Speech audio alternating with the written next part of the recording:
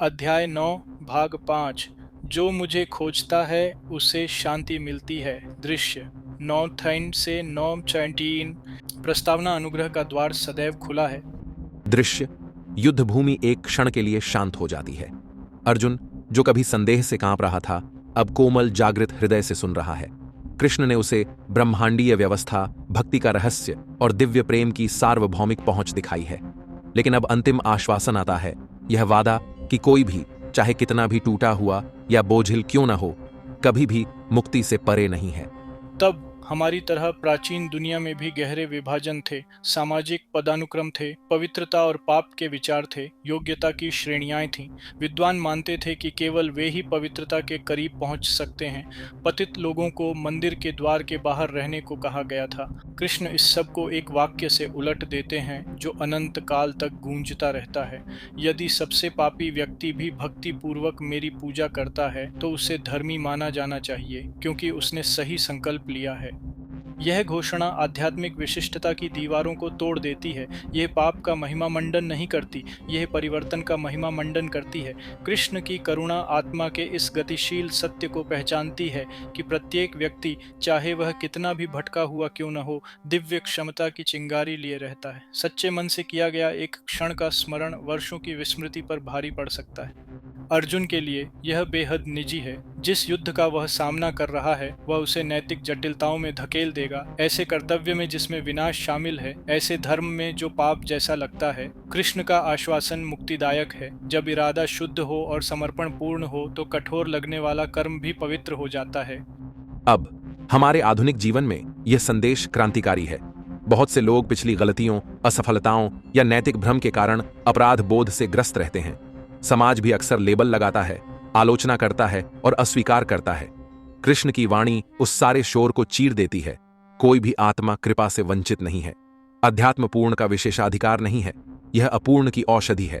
पापी, संशयी, पतित, साधक, सभी का समान रूप से स्वागत है। कृष्ण की करुणा समावेशिता तक भी फैली हुई है। वे स्त्रियों, व्यापारियों, किसानों और उन साधारण मूल के समूहों की बात करते हैं जिन्हें कभी आध्यात्मिक मान्यता नहीं मिली थी, और घोषणा करते हैं कि जो भी उनसे प्रेम करते हैं वे उनके अपने हैं।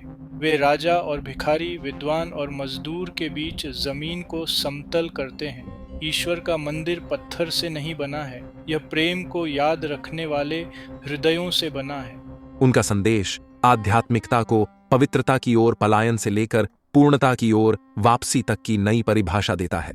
यह यात्रा किसी नए व्यक्ति बनने के बारे में नहीं है, बल्कि यह याद रखने के बारे में है कि आप वास्तव में कौन हैं।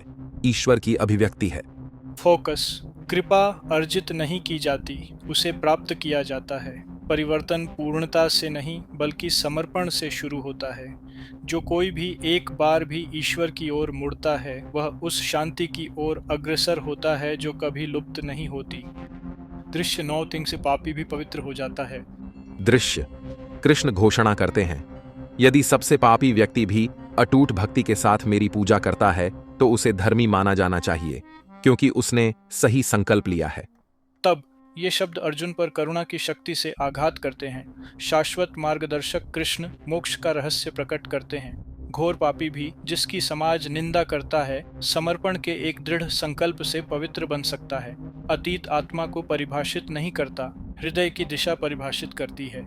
एक बार ईश्वर के प्रति प्रेम जागृत हो जाए तो वह सूखी घास को भस्म करने वाली अग्नि की तरह अपराध को भस्म कर देता है। युद्ध की अराजकता के बीच खड़े अर्जुन के लिए यह संदेश अनुग्रह की तरह उतरता है। उसका कर्तव्य प्राण लेना होगा। उसका हृदय नैतिक पीड़ा से जूझ रहा है। कृष्ण की शिक्षा उसे मुक्त करती है। पवित्रता परिहार में नहीं बल्कि समन्वय में निहित है। जो पूर्ण समर्पण कर देता है उसका उसी क्षण पुनर्जन्म होता है। यह सत्य गीता की सबसे मौलिक करुणा है। यह इस बात की पुष्टि करता है कि जहाँ संसार असफलता देखता है वहाँ ईश्वर संभावनाएं देखता है। सच्ची भक्ति का एक कार्य अनगिनत भूलों पर भारी पड़ता है। ईश्वर की ओर मुड़ने वाला पापी प्रकाश की यात्रा शुरू कर चुका होता है। केवल मन ही निर्णय पर अड्डा रहता है। अब यह श्लोक सीधे हमारे समय को दर्शाता है। लोग अक्सर पछतावे में डूब जाते हैं, ये मानकर कि वे पिछले चुनावों के कारण शांति के पात्र नहीं हैं। कृष्ण का संदेश उस कैद से मुक्ति है। परिवर्तन पूर्णता की प्रतीक्षा नहीं करता, यह उसी क्षण शुरू हो जाता है जब आप सत्य की ओर मुड़ते हैं। मनोवैज्ञानिक दृष्टि से यह श्लोक उपचार के एक गहन नियम को भी दर्शाता है। जहां ध्यान जाता है, ऊर्जा वहीं प्रवाहित होती है। जब आप अपराध बोध पर ध्यान केंद्रित करते हैं तो आप बंधे रहते हैं। जब आप समर्पण पर ध्यान केंद्रित करते हैं तो उच्चतर आत्मा जागृत होने लगती है। आध्यात्मिकता अतीत के लिए दंड नहीं, बल्कि नवीनीकरण में भागीदारी है। फोकस। कोई भी आत्मा मुक्ति से परे नहीं है। जिस क्षण आप सच्चे दिल से प्रेम की ओर मुड़ते हैं, आप एक नई शुरुआत करते हैं। ईश्वर दिशा मापता है, इतिहास नहीं। दृश्य नौपेयकीन भक्त कभी नष्ट नहीं होता। दृश्य। कृष्ण आगे कहते हैं, वह शीघ्र ही धर्मात्मा हो जाता है और स्थायी शांति प्राप्त करता है। हे अर्जुन, यह निश्चय पूर्वक जान लो, मेरा भक्त कभी नष्ट नहीं होता। तब कृष्ण अपने आश्वासन पर मुहर लगाते हैं और हर उस हृदय की दिव्य सुरक्षा का वादा करते हैं जो सच्चे मन से प्रेम करता है। वे कहते हैं कि पापी का परिवर्तन धीमा नहीं बल्कि तत्काल होता है। जब भक्ति की धारा प्रवाहित होती है तो वह अशुद्धियों को उसी प्रकार धो देती है जैसे गंगा स्नान करने वालों को पवित्र करती है। भक्त ठोकर खा सकता है लेकिन कभी सचमुच गिरता नहीं, क्योंकि कृपा उसे बार बार ऊपर उठाती है। अर्जुन के लिए यह न केवल उसके सामने के युद्ध के लिए बल्कि आंतरिक युद्ध के लिए भी साहस प्रदान करता है। प्रकाश की ओर यात्रा सीधी नहीं होती, यहाँ तक कि ईमानदार व्यक्ति भी लड़खड़ा सकता है, लेकिन कृष्ण का प्रेम अविचल है, यह अपूर्णता को नहीं त्यागता। जो योद्धा इस प्रेम पर विश्वास करता है वह निडर होकर कार्य कर सकता है, यह जानते हुए कि ईश्वर उसे हर परीक्षा में संभाले रखता है। अब आधुनिक साधक के लिए यह श्लोक शर्म के चक्र को समाप्त करता है। हम अक्सर अपने सबसे बुरे पलों से खुद को परिभाषित करते हैं, फिर भी कृष्ण हमें हमारी क्षमता से परिभाषित करते हैं। वे विश्वास दिलाते हैं कि दिव्य मित्रता कभी समाप्त नहीं होती। आप ईश्वर से दूर जा सकते हैं, लेकिन ईश्वर आपसे कभी दूर नहीं जाते। उनकी कृपा धैर्यपूर्वक आपकी प्रतीक्षा करती है जब तक आप लौटने के लिए तैयार नहीं हो जाते। यह श्लोक धार्मिकता की अवधारणा को भी पुनर्परिभाषित करता है। यह नैतिक श्रेष्ठता नहीं, बल्कि ईश्वरीय सत्य के साथ एक रूपता है। जो व्यक्ति ईश्वर को प्रेम से स्मरण करता है, चाहे उसमें कितनी भी खामियां क्यों ना हो, वह पहले से ही सार रूप से शुद्ध है। स्थायी शांति सफलता से नहीं बल्कि समर्पण से आती है, इस सुकून से कि आपको देखा, स्वीकार किया और निर्देशित किया जा रहा है। फोकस। भक्त कभी नाश नहीं होता। प्रेम प्रयास से भी तेजी से मुक्ति दिलाता है। जिस क्षण आप ईश्वर की कृपा पर विश्वास करते हैं, शांति आपका स्वभाव बन जाती है। दृश्य 9 बेट्टी सभी का स्वागत है। दृश्य। कृष्ण घोषणा करते हैं, जो लोग मेरी शरण में आते हैं, चाहे वे स्त्रियां हों, व्यापारी हों, श्रमिक हों और यहां तक कि साधारण जन्म वाले भी, वे परम गति को प्राप्त करते हैं। तब यह श्लोक आध्यात्मिक इतिहास के सबसे क्रांतिकारी क्षणों में से एक है। ऐसे समय में जब पवित्र ज्ञान तक पहुंच अक्सर लिंग या जन्म के आधार पर सीमित होती थी, कृष्ण हर दीवार को तोड़ देते हैं। वे घोषणा करते हैं कि वंश नहीं बल्कि प्रेम ही योग्यता निर्धारित करता है। प्रत्येक आत्मा, चाहे उसकी स्थिति या परिस्थिति कुछ भी हो, विश्वास और भक्ति के माध्यम से ईश्वर तक पहुंच सकती है। पदानुक्रम की संस्कृति में पले बढ़े अर्जुन के लिए यह एक अद्भुत रहस्योद्घाटन है। कृष्ण इस बात पर जोर देते हैं कि ईश्वर सभी का है, न केवल पुरोहितों या राजाओं का, बल्कि किसानों, माताओं, सेवकों और हर प्रकार के साधकों का भी। ईश्वर की कृपा लोकतांत्रिक, सार्वभौमिक और तात्कालिक है। हृदय पृष्ठभूमि नहीं, मुक्ति का द्वार खोलता है। यहाँ कृष्ण की करुणा मौलिक और शाश्वत दोनों है। सामाजिक रूढ़ियों से हाशिए पर पड़े लोगों को शामिल करके वे पवित्रता की परिभाषा का विस्तार करते हैं। ईश्वर लिंग, वर्ग या भूमिका के आधार पर भेदभाव नहीं करता। जो मायने रखता है वह है ईमानदारी, यानी प्रेम के लिए आत्मा की तत्परता। अब यह श्लोक आज की दुनिया में भी अत्यंत प्रासंगिक है, जहां विशेषाधिकार प्राप्त और विस्मृत, शिक्षित और अशिक्षित, आध्यात्मिक और धर्मनिरपेक्ष के बीच अभी भी विभाजन मौजूद है। कृष्ण का संदेश स्पष्ट है, कोई भी कृपा से वंचित नहीं है। हर हृदय जो विश्वास में बदल जाता है, पवित्र भूमि बन जाता है। यह शिक्षा हमें यह भी याद दिलाती है कि आध्यात्मिकता केवल साधु संतों या विद्वानों तक सीमित नहीं है। प्रेम से खाना बनाने वाली माँ, ईमानदारी से सेवा करने वाला कर्मचारी, सादगी से प्रार्थना करने वाला बच्चा, सभी एक ही मार्ग पर चल रहे हैं। ईश्वर की दृष्टि में भक्ति सभी भेदों को मिटा देती है। फोकस ईश्वर सभी का है, प्रेम किसी पदानुक्रम को नहीं जानता। हर सच्चा हृदय, चाहे वह किसी भी जन्म या भूमिका का हो, परम तत्व तक पहुंच सकता है। दृश्य 9:30। तो फिर भक्तों का क्या होगा? दृश्य कृष्ण आगे कहते हैं, तो फिर हे धर्मात्मा ब्राह्मणों और समर्पित राजर्षियों, अतः इस क्षण भंगुर और दुखमय संसार में आकर भक्तिपूर्वक मेरी पूजा करो। तब सबको गले लगाने के बाद कृष्ण अब अर्जुन को आश्वस्त करते हैं कि जो लोग पहले से ही धर्मपूर्वक जीवन जी रहे हैं, साधक, आर्षि, नेता, वे मुक्ति के और भी निकट हैं जब वे अपना सद्गुण उन्हें समर्पित कर देते हैं। फिर भी वे इसे एक परिप्रेक्ष्य में भी रखते हैं। संसार जो अनित्य और दुखों से भरा है, उससे चिपके रहने के लिए नहीं है। बुद्धिमान लोग इस सत्य को देखते हैं और अपने हृदय को उस शाश्वत ईश्वर की ओर मोड़ते हैं। अर्जुन के लिए यह श्लोक भक्ति की तात्कालिकता को स्पष्ट करता है। धर्म, सदाचार और सांसारिक सफलता मूल्यवान है, लेकिन इनमें से कोई भी समर्पण का स्थान नहीं ले सकता। विद्वानों को भी अभिमान से ऊपर उठना चाहिए, कुलीनों को भी प्रेम के आगे झुकना चाहिए। आत्मा का निवास सिद्धि में नहीं, स्मरण में है।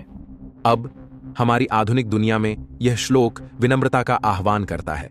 ज्ञान, सद्गुण या अच्छे कर्म अनमोल हैं, लेकिन ये सूक्ष्म रूप से अहंकार को पोषित कर सकते हैं, जैसे मैं आध्यात्मिक हूं, मैं पवित्र हूं। कृष्ण हमें याद दिलाते हैं कि अभिमान नहीं, बल्कि भक्ति ही जीवन को पूर्णता प्रदान करती है। सच्चा ज्ञान अच्छाई का घमंड नहीं, बल्कि कृपा में विलीन हो जाना है। यह श्लोक जीवन की नश्वरता के बारे में एक गंभीर सत्य भी प्रस्तुत करता है। हमारे अनुभव चाहे कितने भी सुंदर या सफल क्यों न हो, वे फीके पड़ ही जाते हैं। कृष्ण के वचन हमें उस शाश्वत उपस्थिति में स्थिर रहने के लिए आमंत्रित करते हैं जो हर ऋतु से अधिक समय तक जीवित रहती है। फोकस बुद्धिमान को भी समर्पण करना चाहिए। संसार क्षण भंगुर है, केवल प्रेम ही स्थायी है। क्षण भंगुर में रहते हुए शाश्वत की आराधना करो। दृश्य 9:74। अपना मन मुझ पर लगाओ। दृश्य कृष्ण समापन करते हैं, अपना मन मुझ में लगाओ, मेरे प्रति समर्पित रहो, मेरी पूजा करो, मुझे प्रणाम करो। इस प्रकार मुझसे एकाकार होकर तुम अवश्य ही मेरे पास आओगे। तब कृष्ण के अत्यंत अंतरंग आमंत्रण के साथ अध्याय 9 का पर्दा गिरता है। सारे दर्शन, विरोधाभास और रहस्योद्घाटन के बाद सार सरल है। मुझे याद करो, मुझसे प्रेम करो और तुम मुझे पालोगे। वे बुद्धि, तपस्या या कर्मकांड नहीं, केवल संबंध की मांग करते हैं। गीता, जो अर्जुन की निराशा से शुरू हुई थी, इस अध्याय का अंत आशा के साथ करती है। हृदय का ईश्वर से सीधा संबंध। अर्जुन के लिए यही परम आश्वासन है। उसके चारों ओर की अराजकता, सेनाएं, शोरगुल, नैतिक बोझ भक्ति की स्पष्टता के आगे फीके पड़ जाते हैं। कृष्ण केवल अपने घोड़ों को चलाने वाले सारथी नहीं हैं, बल्कि उसकी आत्मा को स्थिर करने वाले ईश्वर हैं। युद्ध आत्म साक्षात्कार की पृष्ठभूमि बन जाता है। जब मन और हृदय ईश्वर में विराजमान हो जाते हैं, तो कोई भी बाहरी चीज शांति को भंग नहीं कर सकती। अब हमारे लिए यह श्लोक अध्यात्म का जीवंत हृदय है। मन को ईश्वर पर स्थिर करने का अर्थ है हर पल जागरूकता, भक्ति और समर्पण के साथ जीना। इसका अर्थ है कार्य में प्रेम, संघर्ष में शांति और भय में विश्वास लाना। इस अभ्यास का उद्देश्य संसार से विमुख होना नहीं, बल्कि उसके भीतर की पवित्रता को स्मरण करना है। आधुनिक जीवन अनगिनत दिशाओं में ध्यान खींचता है। उपकरण, समय सीमाएं, इच्छाएं। कृष्ण का मार्गदर्शन स्थिरता की ओर लौटने का मार्ग प्रदान करता है। जागरूकता को प्रेम में स्थिर करें और सब कुछ व्यवस्थित हो जाएगा। भक्ति भावनात्मक पलायन नहीं है, यह एक बुद्धिमान समर्पण है। जब मन ईश्वर का स्मरण करता है तो जीवन पुनः लय और अर्थ प्राप्त कर लेता है। फोकस अपना मन कृष्ण पर केंद्रित करें। प्रेम में सब कुछ सरल हो जाता है, भक्ति में सब कुछ मुक्तिदायक हो जाता है। उन्हें सदैव स्मरण करना ही शाश्वत शांति में रहना है। समापन सारांश, जो कोई मुझे खोजता है उसे शांति मिलती है। दृश्य करुणा का सूर्य अब अपनी चरम चमक पर चमक रहा है। ब्रह्मांड के स्वामी अपना सबसे निजी सत्य प्रकट करते हैं कि उनके द्वार कभी बंद नहीं होते और हर आत्मा, चाहे कितनी भी भटकी हुई क्यों न हो, जागृति का बीज धारण करती है। तब कृष्ण यह घोषणा करते हुए शुरू करते हैं कि उनकी ओर मुड़ने वाला पापी भी धर्मात्मा बन जाता है। दृश्य 9:20। भक्ति पूर्णता नहीं, शुद्धि प्रदान करती है। जो हृदय एक बार समर्पित हो जाता है, वह अपनी घर यात्रा शुरू कर देता है। वे अर्जुन को आश्वस्त करते हैं कि भक्त का कभी नाश नहीं होता। दृश्य 9:61। दिव्य प्रेम रक्षा करता है, उत्थान करता है और रूपांतरित करता है। फिर आता है समावेशी रहस्योद्घाटन, दृश्य 9 सभी का स्वागत है। स्त्रियां, व्यापारी, किसान, दीनहीन, विस्मृत सभी परम तत्व तक पहुंच सकते हैं। अध्यात्म विरासत नहीं बल्कि हृदय की धड़कन है। फिर कृष्ण ज्ञानियों को संबोधित करते हैं, दृश्य 9 विद्वान और गुणी को भी समर्पण करना चाहिए, क्योंकि संसार क्षणभंगुर है और केवल प्रेम ही टिकता है। अंत में वे अपने सरलतम आदेश के साथ समापन करते हैं, दृश्य 9 अपना मन मुझ पर लगाओ, समर्पित हो जाओ, प्रणाम करो और तुम मेरे पास आ जाओगे। इन श्लोकों के माध्यम से कृष्ण पदानुक्रम, अपराधबोध और भय को समाप्त करते हैं। वे प्रत्येक आत्मा की पवित्र गरिमा की पुष्टि करते हैं। पापी, संत, बलवान, दुर्बल सभी समान रूप से उनके हैं। ईश्वर पूर्णता की प्रतीक्षा नहीं करते, वे आपकी अपूर्णता में आपसे मिलते हैं और आपको प्रकाश की ओर ले जाते हैं। अब ये शिक्षाएं आधुनिक हृदय के लिए गहन उपचारात्मक हैं।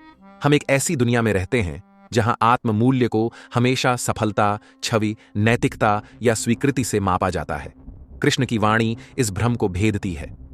तुम पहले से ही योग्य हो, तुम हमेशा से मेरे रहे हो। यह यात्रा किसी नए व्यक्ति बनने के बारे में नहीं है, बल्कि यह याद रखने के बारे में है कि तुम पहले से ही अनंत की एक चिंगारी हो। यह अध्याय आध्यात्मिक विकास को भी नई परिभाषा देता है। यह पवित्रता की ओर चढ़ना नहीं बल्कि विनम्रता में विश्राम करना है। जितना अधिक हम प्रेम करते हैं उतना ही अधिक हम अपने दिव्य मूल को याद करते हैं। आध्यात्मिक जीवन का अर्थ संसार को अस्वीकार करना नहीं बल्कि भक्ति के माध्यम से उसे रूपांतरित करना है। प्रत्येक कार्य, विचार और श्वास अर्पण बन सकते हैं। कृष्ण के अंतिम वचन, अपना मन मुझ में लगाओ, निर्देश और आमंत्रण दोनों हैं। इनमें हर आधुनिक बीमारी की दवा छिपी है। चिंता, अकेलापन, भय। जब मन शाश्वत पर केंद्रित होता है तो जीवन का शोर अपनी पकड़ खो देता है। जब हृदय स्मरण में धड़कता है तो सब कुछ प्रार्थना बन जाता है। अर्जुन के लिए यह सत्य उसके भय को विश्वास में बदल देता है। योद्धा योगी बन जाता है, युद्ध भूमि एक वेदी बन जाती है। बाहरी युद्ध जारी रहता है लेकिन भीतर शांति का वास होता है। फोकस, जो भी ईश्वर की खोज करता है उसे शांति मिलती है। कोई भी आत्मा अयोग्य नहीं होती, कोई भी हृदय देर से नहीं खुलता। प्रेम ही मार्ग है, समर्पण ही कुंजी है और स्मरण ही मंजिल है। जिस क्षण आप कृष्ण की ओर मुड़ते हैं आप पहले से ही घर पहुंच चुके होते हैं।